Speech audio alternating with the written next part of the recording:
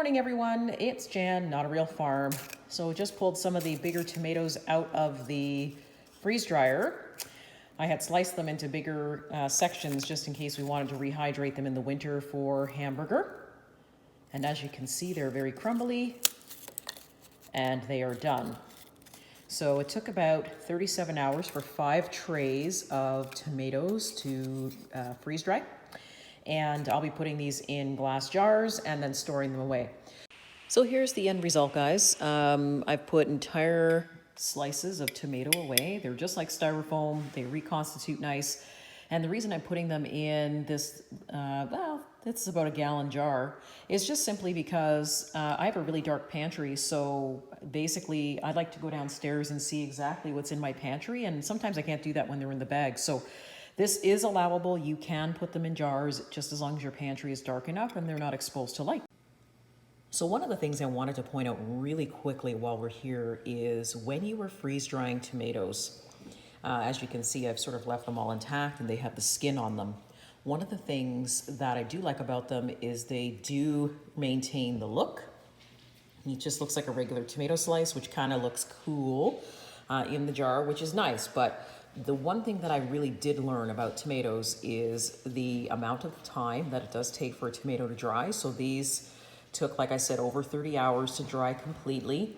The other learning curve that I had to learn was that if you are leaving the skins on, like I have here, you have to make sure that the skins are not touching the paper or the silicone mat that you have. And so if you are cutting them, make sure that the skins are either turned up or like these are flat where there's no skin touching. And the reason I say that is because the skins will give you cold spots.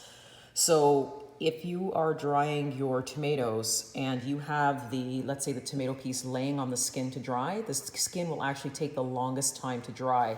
So one of the things that you might want to do is mid-cycle, which you can, is basically vent your freeze dryer and then turn the tomato over so that the skin is facing up so that the skin can actually dry. Otherwise, what will happen is you'll go through an entire dry cycle sometimes and you will not have a dry skin when you pull it out.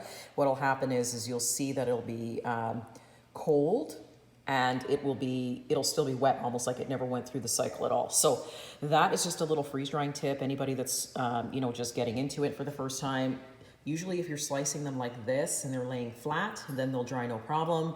But if you are doing tomato chunks, just make sure that you freeze dry with the skin part up, because it will avoid obviously any type of cold spots or problems dehydrating, because it takes the longest when the skin is touching the mat.